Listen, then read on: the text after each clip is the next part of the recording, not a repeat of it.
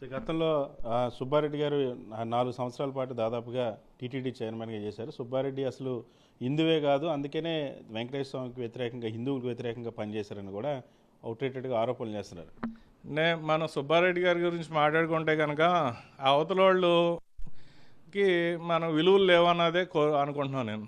సుబ్బారెడ్డి గారు ఇంటికాడ నేను ఎప్పుడు వెళ్ళినా ఆయన ఇంటికాడ గోపూజ చేస్తారు. మేడం ఆవిడే వచ్చి దండం పెట్టుకుంటారు, పూజ చేసుకుంటారు.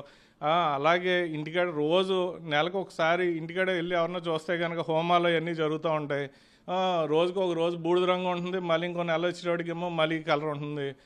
అన్ని పూజలు చేసే వ్యక్తి. ఇప్పుడు నేను ఎవరైతే అంటున్నారో హిందూయిజం కాదనో ఇదా అంటున్నారు కాబట్టి నేను ఒకటి చెప్తున్నా. సుబ్బారెడ్డి గారు కానీ సుబ్బారెడ్డి గారు మిసెస్ మేడం ఉన్నారు, మేడం గారితో ఎవరైనా బ్రాహ్మలు మంత్రాలు చదివినా ఏ తప్పున్నా పట్టుకునే వ్యక్తి ఎవరన్నా ఉన్నారంటే మేడం గారు. ఇప్పుడు నేను లాస్ట్ టైము పుష్కరాల టైంలో నరసాపురం వచ్చాం, మేడం వచ్చారండి. వచ్చినప్పుడు పూజల్లో చిన్న బ్రాహ్మలు కంగారుగా ఏదంటే అమ్మ మీరు చదవలేదని చెప్పి మళ్ళీ అది పూజ చేయించుకున్న వ్యక్తి. ఇప్పుడు ఆవిడని ఇంటర్వ్యూ మీరన్నా చేయొచ్చు, ఎవరైనా చేయొచ్చు. మీరు దేని గురించి అయినా ఉపన్యాసం అయినా ఏదైనా సరే హిందూయిజం గురించి అయినా ఆవిడ మాట్లాడితే మన ఇంటికులు ఇలా నుంచుంటాయి. అలాంటి వ్యక్తుల్ని కూడా ఇవాళ హిందువులు కాదంటే కనుక అన్నవాళ్లే కాదని చెప్పి నేను భావిస్తున్నాను.